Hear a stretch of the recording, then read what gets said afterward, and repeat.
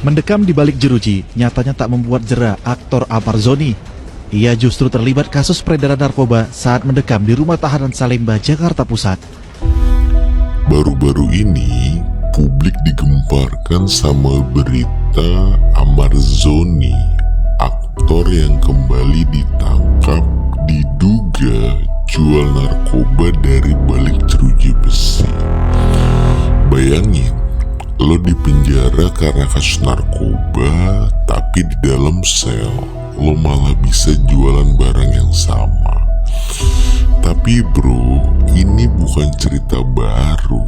Ini cuma satu dari ribuan potongan puzzle yang ngasih tahu satu hal.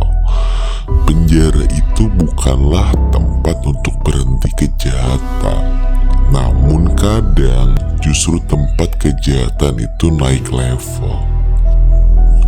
Dan biar lo ngerti masalah ini dalam-dalam, kita harus bahas konteksnya dulu. Dalam sistem permasyarakatan, lapas itu harusnya tempat rehabilitasi. Tapi di lapangan sering berubah menjadi pasar gelap. Menurut data BNN aja, lebih dari 50% peredaran narkoba nasional dikendalikan dari dalam penjara. Gila kan?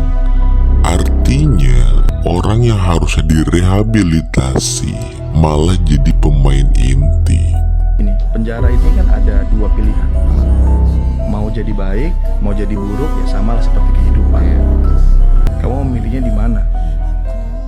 Nah, saya menempatkan kamu di tempat yang alhamdulillah rata-rata orang-orang yang ada di sana itu mengarah ke hal yang positif. Baik secara keagamaan, terus baik secara bagaimana sosial, bakti sosial dan lain-lain. Nah, saya lebih milih ya sinilah gitu. Ya pastilah. Mempersiapkan diri gitu kan, pas keluar gitu.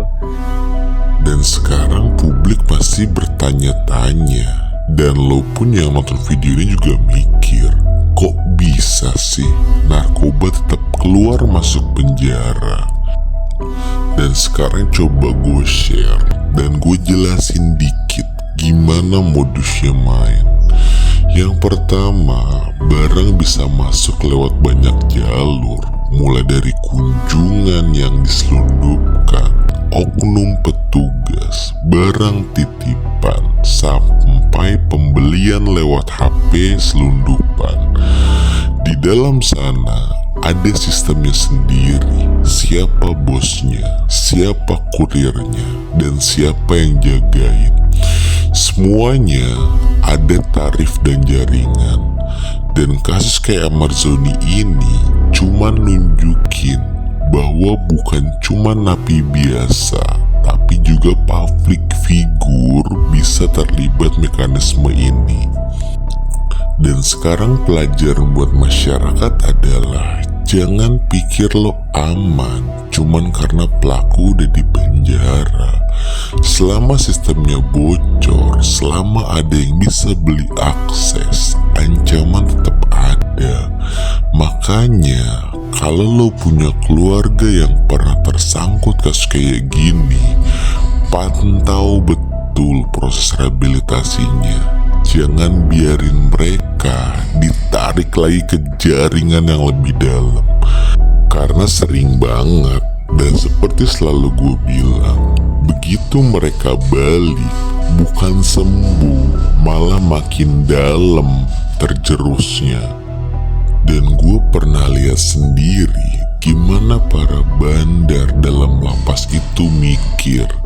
Mereka bukan takut penjara, seperti gue bilang, karena penjara udah jadi zona nyaman. Mereka masih bisa komunikasi, transaksi, bahkan hidup mewah seperti pernah gue jelasin. Jadi di sini bukan cuma soal hukum, tapi soal mental dan sistem yang gak berubah. Dan kalau pelaku udah anggap lapas cuma hotel, lo tahu apa yang akan terjadi. Kejahatan gak akan pernah berhenti.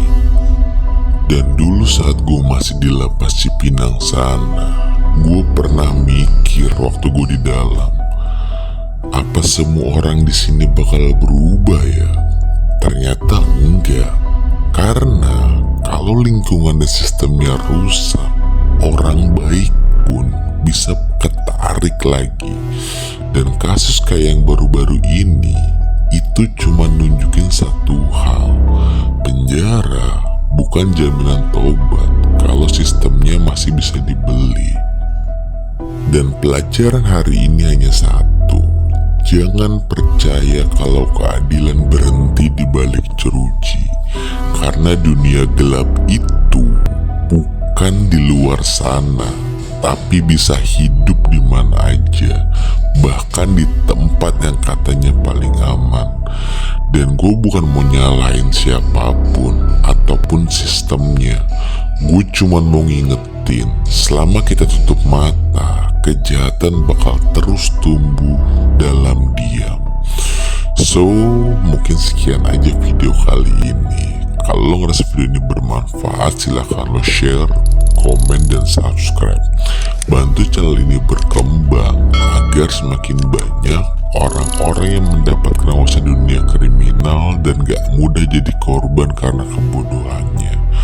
Kalau ada video yang mau lo request, silahkan tinggal di kolom komentar. So, sekali lagi nama gue Baron. Sampai bertemu di video kejahatan lainnya guys. See you, bye-bye.